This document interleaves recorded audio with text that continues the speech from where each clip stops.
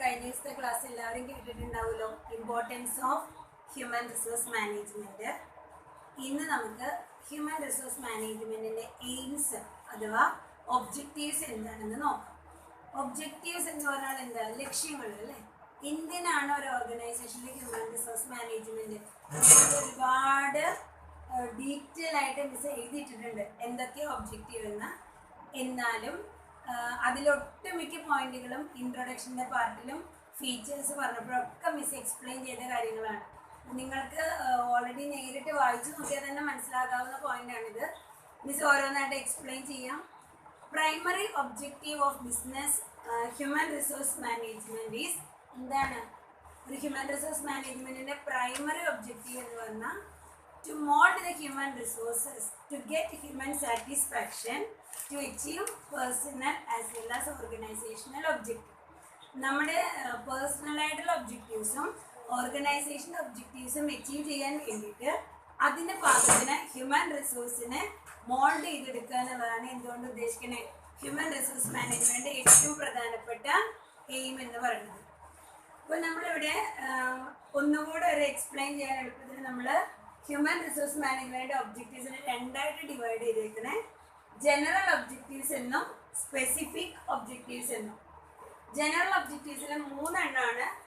Optimum individual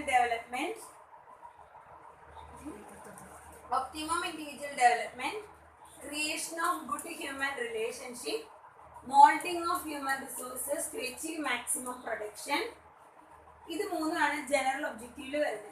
Specific objectives എന്ന് പറഞ്ഞാൽ selection of right type of individual for the right job, provision of training facility, provision of orientation of new employees, provision of better working conditions and facilities, provision for fair wages, good salary, administration and other incentives, provision for retirement benefits, maintain good relation with the trade union, mental satisfaction to employees. അപ്പം ഇത്രയാണ് നമ്മൾ മെയിനായിട്ട് objective എന്നുള്ളതിൽ നമ്മൾ കാണുന്നത്. ഇനി നമുക്ക് ഓരോന്നായിട്ട് എന്താണെന്ന് നോക്കാം. The first one is optimum individual development. General ഒബ്ജക്റ്റീവ്സിൽ ഒന്നാമത്തെയാണ് optimum individual development. Optimum individual development എന്ന് പറയുമ്പോൾ it is the duty of HR manager or human resource manager to ensure maximum satisfaction of employees and get their cooperation. ഒരു എംപ്ലോയീസിന് അല്ലെങ്കിൽ നമ്മുടെ സ്ഥാപനത്തിൽ work ചെയ്യുന്ന എംപ്ലോയീസിൻ്റെ maximum corporation കിട്ടുക എന്നുള്ളത്, അല്ലെങ്കിൽ മാക്സിമം കോപ്പറേഷൻ വാങ്ങിയെടുക്കുക, അവരുടെ പേഴ്സണൽ ഡെവലപ്മെൻറ്റിനെ സഹായിക്കുന്ന രീതിയിൽ, ഡെവലപ്പ് ചെയ്യുന്ന രീതിയിൽ ഒരു അറ്റ്മോസ്ഫിയർ ഉണ്ടാക്കിയെടുക്കുക എന്നുള്ളത് ഒരു ഓർഗനൈസേഷൻ്റെ ഒബ്ജക്റ്റീവാണ്, HR മാനേജറുടെ ഒബ്ജക്റ്റീവാണ്. അപ്പോൾ അതിന് വേണ്ടിയിട്ട് നമുക്കറിയാം, ഒരു ഓർഗനൈസേഷനിൽ നിന്നല്ല എവിടെയാണെങ്കിലും ഹ്യൂമൻ ബീയിങ് എന്ന് പറഞ്ഞാൽ എന്താണ്? They are different in character, difference in nature, different in emotions etcetera. അവരുടെ സ്വഭാവത്തിൽ, പെരുമാറ്റത്തിൽ, അവരുടെ ഇമോഷൻസിൽ ഒക്കെ ഒരാളിൽ നിന്നും ഡിഫറെൻ്റ് ആണ് മറ്റൊരാൾ. അപ്പോൾ first of all the human resource manager must find out each individual talents. ഓരോ വ്യക്തിയുടെയും ടാലന്റ് എന്താണ്, കഴിവ് എന്താണ്, അവരുടെ എഫിഷ്യൻസി എന്താണെന്നുള്ളത് മാനേജ്മെന്റ് ആദ്യം എന്ത് ചെയ്യണം? ഐഡന്റിഫൈ ചെയ്യണം. അങ്ങനെ ഐഡന്റിഫൈ ചെയ്ത് then make opportunities or give them opportunities to maximum development of their personal skills. ആ ടാലന്റിനെ എക്സ്പ്ലോയിറ്റ് ചെയ്യാൻ, അല്ലെങ്കിൽ ആ ടാലന്റിനെ ഡെവലപ്പ് ചെയ്യാനുള്ള മാക്സിമം ഓപ്പർച്യൂണിറ്റീസ് ആര് കൊടുക്കുക? എംപ്ലോയർ കൊടുക്കുക. അങ്ങനെയാണ് first point optimum individual development. Then second one is creation of good human relationship. It is very important to secure the cooperation of employees in an organisation. എങ്കിൽ മാത്രമേ നമുക്ക് organisation objective achieve ചെയ്യാൻ പറ്റുള്ളൂ. ഇപ്പോൾ നമ്മളൊരു machinery കൊണ്ട് സ്ഥാപിച്ചു, ആ മെഷീനറി എന്താ പറയുക, എംപ്ലോയറായിട്ട് ഒരു അറ്റാച്ച്മെന്റ് വേണമെന്നില്ല, അത് വർക്ക് ചെയ്തോളും. അതേപോലെയാണോ നമ്മുടെ എംപ്ലോയി എന്ന് പറയുന്നത്? Employee is A human being, so it must be treated as such. Employee എന്ന് പറഞ്ഞ ഒരു ഹ്യൂമൻ ബീയിങ് ആണ്. ആ ഹ്യൂമൻ ബീയിങ്ങിൻ്റെതായിട്ടുള്ള അറ്റാച്ച്മെന്റ് തന്നെ, അല്ലെങ്കിൽ അതിൻ്റെതായിട്ടുള്ള ഒരു ട്രീറ്റ്മെന്റ് തന്നെ അതിന് നമ്മൾ കൊടുക്കണം. എന്നാലേ അത് കോപ്പറേറ്റ് ചെയ്യുള്ളൂ, വർക്ക് ചെയ്യുള്ളൂ. അപ്പോൾ നമുക്കറിയാം ഇപ്പോൾ ഇവിടെ ഗുഡ് ഹ്യൂമൻ റിലേഷൻഷിപ്പിൽ പറയുന്നത് ഒരു ഫിസിക്കൽ കമ്പോണൻ്റ് ആയിട്ട് ഒരിക്കലും എന്തിനെ കാണരുത്, എംപ്ലോയീനെ കാണരുത്. അവരുമായിട്ട് എപ്പോഴും നമ്മൾ കമ്മ്യൂണിക്കേറ്റ് ചെയ്യുക, അവരുടെ പ്രശ്നങ്ങൾ എന്താണെന്ന് ചോദിക്കുക, അവരുടെ ഡെവലപ്മെൻറ്റ് എന്താ ചെയ്യാൻ പറ്റുകയെന്ന് വെച്ചാൽ ചെയ്തു കൊടുക്കുക, അങ്ങനെ അവരുടെ കോപ്പറേഷൻ നേടിയെടുക്കുക. ദെൻ ജനറൽ ഒബ്ജക്റ്റീവ്സിൽ തേർഡ് വരുന്നത് moulding of human resources to achieve maximum production. ഓർഗനൈസേഷൻ്റെ പ്രൊഡക്ഷനെ ഏറ്റവും മാക്സിമത്തിലേക്ക് എത്തിക്കാൻ പാകത്തിന് ഹ്യൂമൻ റിസോഴ്സിനെ പാകപ്പെടുത്തി എടുക്കുക. മോൾഡ് ചെയ്യാൻ എന്താ, നമ്മൾ മൺകലമൊക്കെ ഇങ്ങനെ ഷേപ്പ് ചെയ്തെടുക്കണ കണ്ടിട്ടില്ലേ, അതിനാണ് മോൾഡിംഗ് എന്ന് പറയുന്നത്. അപ്പം അതുപോലെ പ്രൊഡക്ഷനെ ഹൈറ്റിലേക്ക് എത്തിക്കാൻ പാകത്തിന് ഹ്യൂമൻ റിസോഴ്സിനെ എന്ത് ചെയ്തെടുക്കുക, പാകപ്പെടുത്തി പരുവപ്പെടുത്തി എടുക്കുക. അവിടെ നിങ്ങൾക്കറിയാം 4 ഫാക്ടേഴ്സ് ഓഫ് പ്രൊഡക്ഷൻ ഏതൊക്കെയാ, 4 ഫാക്ടേഴ്സ് ഓഫ് പ്രൊഡക്ഷൻ ഏതൊക്കെയാ? ലാൻഡ്, ലേബർ,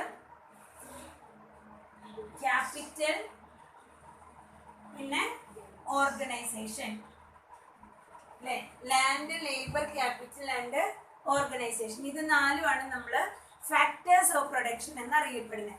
അതിൽ ഏറ്റവും ഇമ്പോർട്ടൻ്റ് ആയിട്ടുള്ള ഒരു എലമെന്റ് അല്ലെങ്കിൽ ഫാക്ടറാണ് ഇത് ലേബർ.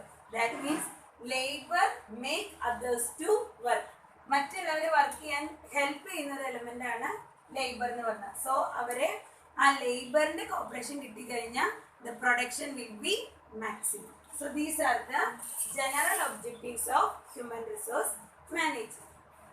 നെക്സ്റ്റ് നമുക്ക് സ്പെസിഫിക് ഒബ്ജക്റ്റീവ്സ് എന്താണെന്ന് നോക്കാം. ഒരു പെർട്ടിക്കുലർലി ഒരു ഓർഗനൈസേഷനിൽ വരുന്ന ഒബ്ജക്റ്റീവ്സ് എന്താണെന്ന് നോക്കാം.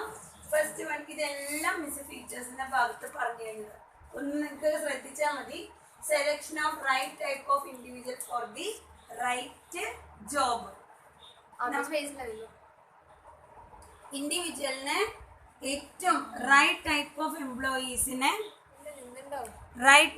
എംപ്ലോയീസിനെ റൈറ്റ് പോസ്റ്റിലേക്ക് അപ്പോയിന്റ് ചെയ്യാന്നുള്ളതാണ് എന്തെന്ന് പറയണേ ഹ്യൂമൻ റിസോഴ്സ് മാനേജ്മെന്റ് എന്ന് ഉദ്ദേശിക്കുന്നത്. അപ്പൊ അതുകൊണ്ട് തന്നെ എല്ലാവരും നമുക്ക് ഇഷ്ടപ്പെട്ട ജോലിയിലേക്കാണ് നമ്മൾ താല്പര്യത്തോടെ വരണേ, അല്ലെങ്കിൽ നമ്മൾ ഇഷ്ടപ്പെട്ട ജോലിയാണ് ചെയ്യണമെങ്കിൽ അവിടുത്തെ production will be maximum. Second one is provision for training facilities. വരുന്ന എല്ലാവരും എക്സ്പീരിയൻസ്ഡ് ആവണം എന്നില്ല. അതല്ലെങ്കിൽ വരുന്നവരിൽ പുതിയ ഓൾറെഡി എക്സിസ്റ്റിങ്ങിൽ തന്നെ നമ്മുടെ മെത്തേഡ്സ് മാറും, ടെക്നിക്സ് മാറും. ആ മാറിയ ടെക്നിക്സിനോട് എംപ്ലോയീസിനെ പാകപ്പെടുത്തി എടുക്കാൻ പാകത്തിന് എന്ത് കൊടുക്കുക, പ്രൊവൈഡ് ട്രെയിനിങ് ഫെസിലിറ്റീസ്.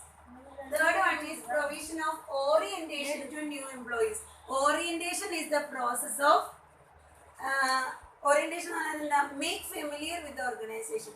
പുതിയതായിട്ട് വരുന്ന എംപ്ലോയീസിനെ ആ ഓർഗനൈസേഷൻ്റെ റൂൾസ് അറിയണമെന്നില്ല, റൂൾസ് ആൻഡ് റെഗുലേഷൻസ് എന്താണെന്ന് അറിയില്ല, സുപ്പീരിയർ ആരാന്നറിയില്ല, അവരുടെ സബോർഡിനേറ്റ്സ് ആരാന്നറിയില്ല, ഒരു കംപ്ലൈൻറ്റ് വന്നാൽ അവർ ആരോടാണ് റിപ്പോർട്ട് ചെയ്യേണ്ടതെന്ന് അറിയില്ല, വർക്കിംഗ് ടൈം എപ്പോഴാണെന്ന് അറിയില്ല, സാലറി, അങ്ങനെ എല്ലാ കാര്യങ്ങളും. ഇതിന് ആ മേക്കിംഗ് ഫെമിലിയർ വിത്ത് ഓർഗനൈസേഷൻ, അതാണ് ഓറിയന്റേഷൻ, അത് കൊടുക്കുക.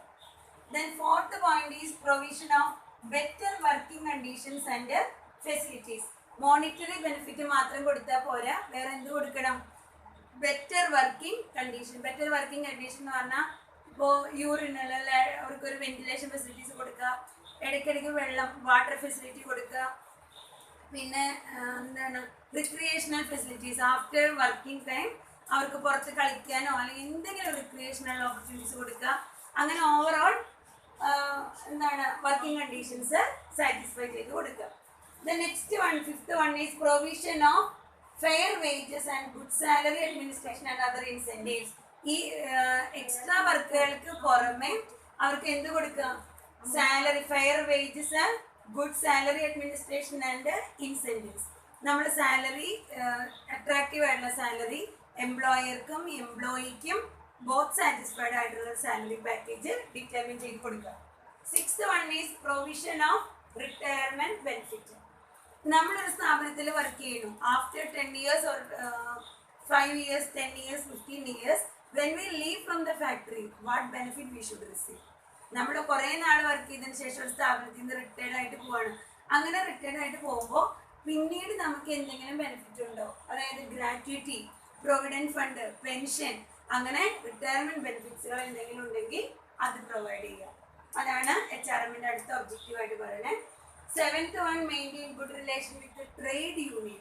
It is very important for the HR department or HR manager to have a good relationship with the trade union. കാരണം trade union is very much essential for good atmosphere in the organization. Work ചെയ്യുന്ന സ്ഥാപനത്തിൽ atmosphere good ആയിരിക്കണം എന്നുണ്ടെങ്കിൽ അവിടെ trade union എന്ന് പറയുന്നത് അവരെ satisfy ചെയ്യാന്നുള്ളത് വളരെ ഇമ്പോർട്ടൻ്റ് അല്ലേ. In order to avoid strikes, lockouts, ഇതൊക്കെ പിരിഞ്ഞു പോകല് അതൊക്കെ ഇല്ലാതിരിക്കണമെങ്കിൽ ട്രേഡ് യൂണിയനുമായിട്ട് അല്ലെങ്കിൽ ലേബർ യൂണിയനുമായിട്ട് എപ്പോഴും ഒരു നല്ല ടൈപ്പ് ഉണ്ടാക്കണം. And the last point is mental satisfaction to employee. All these objectives will lead to the last one, mental satisfaction to employee. That means if they were provided with a good salary, നല്ല salary കൊടുക്കണോ, നല്ല working environment കൊടുക്കണോ, retirement ബെനിഫിറ്റുകൾ കൊടുക്കണോ, പിന്നെ അവർക്ക് training, orientation, good relationship with management, ഇതൊക്കെ ഉണ്ടെങ്കിൽ next എന്താ, അങ്ങനെ ഓവറോൾ അവരുടെ മെന്റൽ ഹെൽത്ത് അല്ലെങ്കിൽ മെന്റൽ സാറ്റിസ്ഫാക്ഷൻ, ആ സാറ്റിസ്ഫാക്ഷൻ ഉണ്ടെങ്കിൽ എന്തുണ്ടാവുള്ളൂ, കമ്മിറ്റ്മെന്റ് ഉണ്ടാവുള്ളൂ. ഞാൻ വർക്ക് ചെയ്യുന്ന സ്ഥാപനത്തിൽ ഞാൻ സാറ്റിസ്ഫൈഡ് ആണെങ്കിൽ ഞാൻ പോലും അറിയാതെ ആ ഓർഗനൈസേഷനോട് ഒരു കമ്മിറ്റ്മെന്റ് വരും, നമുക്ക് വർക്കിനൊരു ഡെഡിക്കേഷൻ വരും. അപ്പം അങ്ങനെ ഹ്യൂമൻ റിസോഴ്സിന് മെന്റൽ സാറ്റിസ്ഫാക്ഷൻ നടത്തുക എന്നുള്ളതാണ് അടുത്ത specific objectives. Very important university question. You can expect it for 4 marks. Okay.